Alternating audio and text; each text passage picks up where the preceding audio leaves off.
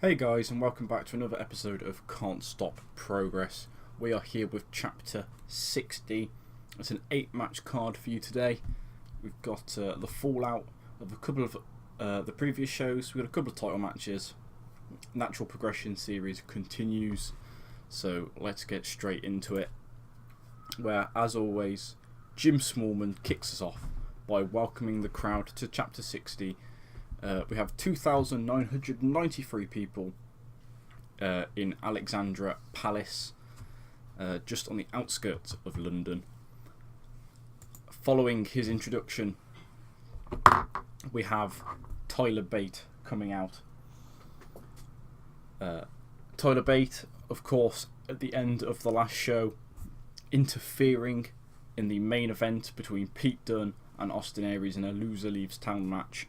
And instead of helping Pete Dunne, turns on his former stable leader, ousting him from the company.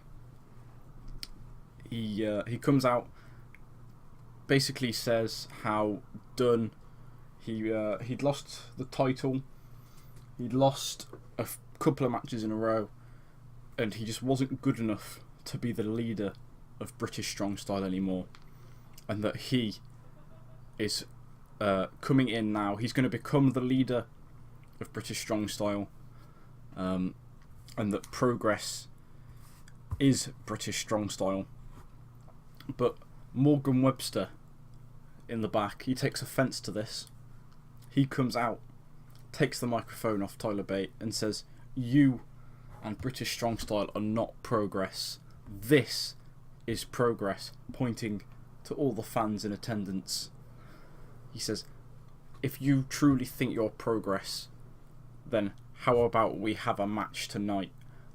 But while he's saying this, Nathan Cruz is also in the back, and he comes out and he says, "These fans aren't Progress.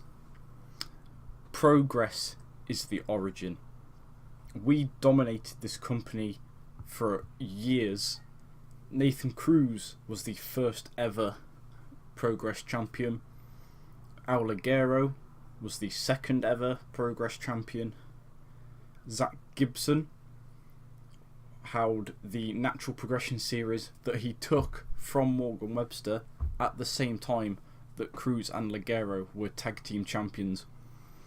And that if they really think that what they will do in this company will ever be better than what the Origin did, then they're mad." And so that sets us up for our opening match, which will be a triple threat between Tyler Bate, Morgan Webster and Nathan Cruz, where in a bout that had decent wrestling but not a lot of heat, Tyler Bate defeats Morgan Webster and Nathan Cruz in 13 minutes and 1 second, when Tyler Bate defeats Nathan Cruz by pinfall with a Tyler Driver 97. Tyler Bate carrying the match in terms of his in-ring performance. Webster unfortunately off his game, but he did get a 42 compared to Nathan Cruz's 40 and Tyler Bate's 53. No work improvements from that, unfortunately, but a solid match to start us off with. And Tyler Bate, your new leader of British Strong Style, picks up the win. Following that one, we have the next first round match from the Natural Progression series for 2018. I believe that is the 5th first round match, only one to go. And in a decent match, Chris Brooks defeats Saxon Huxley in 10 minutes and 5 seconds by pinfall with an octopus stretch. Saxon Huxley debuting his old school face gimmick in this loss, but gets an in-ring performance of 47 to Chris Brooks' 38. A 46 overall rating, not too bad, and no worker improvements to mention.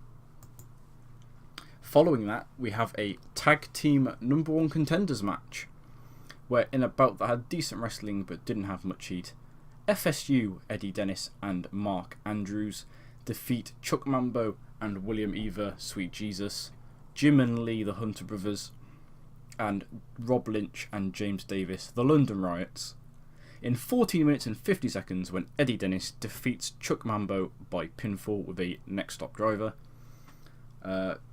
Couple of gimmick problems there, but we can't really do all of them at once, so we'll gradually change those as the weeks go on. Eddie Dennis getting a 34, Mark Andrews getting a 57, Eva with a 41, Mambo with a 42, the Hunters with 50 and 49, Rob Lynch with a 45, and James Davis with a 44. Eddie Dennis improving his performance skills, which is nice to see, and a match rating of 52D plus overall makes that a very good match in my books. We're going to do the gimmick change on Chuck Mambo. He's going to go from a surfer dude to a fun baby face. It's got an initial rating of average, which is slightly better than his previous gimmick had. Not as good as we would have wanted, but we will cope with that.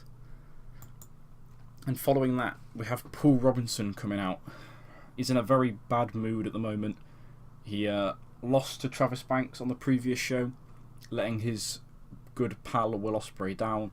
He's had a poor run of form recently, and he just wants to beat someone up. So out comes the young UK Championship Tournament participant HC Dyer. He lost in his Natural Progression Series match to Jack Sexsmith.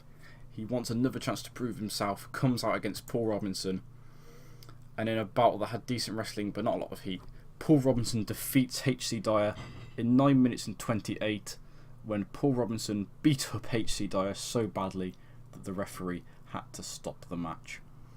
Interestingly, Dyer and Robinson have great chemistry that showed in their performances.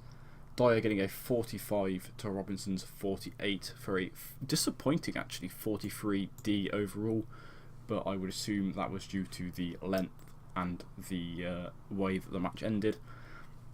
So Paul Robinson getting what he wants, just beating up HC Dyer so badly that the referee had to stop the match. Following that, we would have had the intermission going into the next match.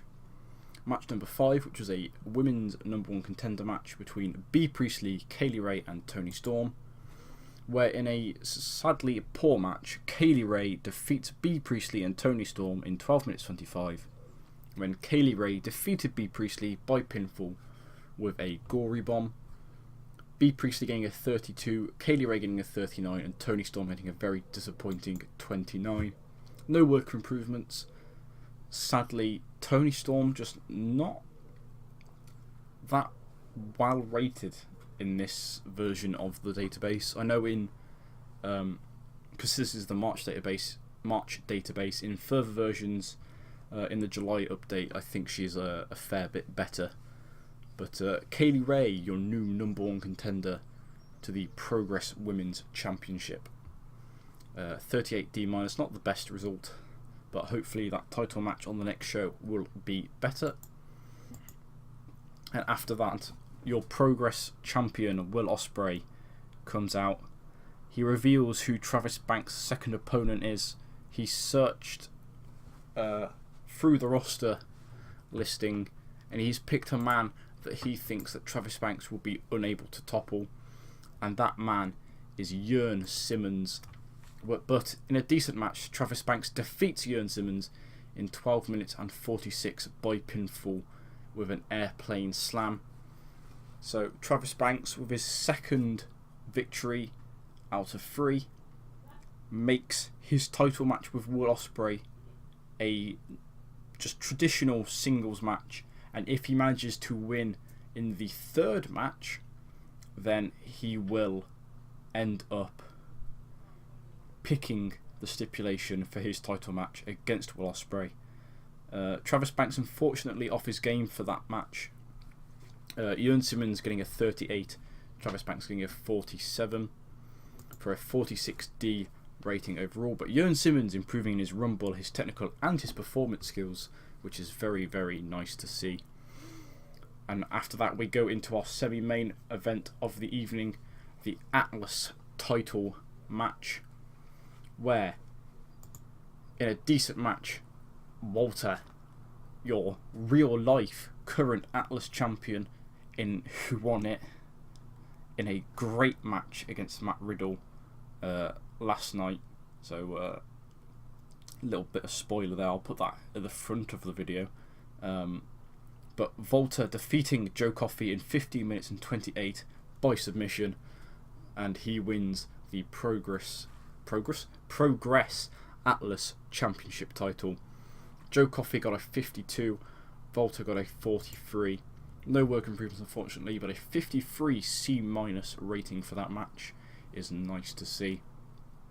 And after that we go into our main event of the evening, a tag team championship match where the leaders of the new school take on JML.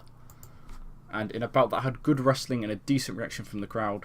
Marty Scurll and Zack Sabre Jr., the leaders of the new school, defeat Shane Strickland and Sami Callihan of JML in 14 minutes and 30 seconds, when Marty Scurll defeats Shane Strickland by submission with the crossface chicken wing, the leaders making defence number 7 of their Progress Tag Team titles.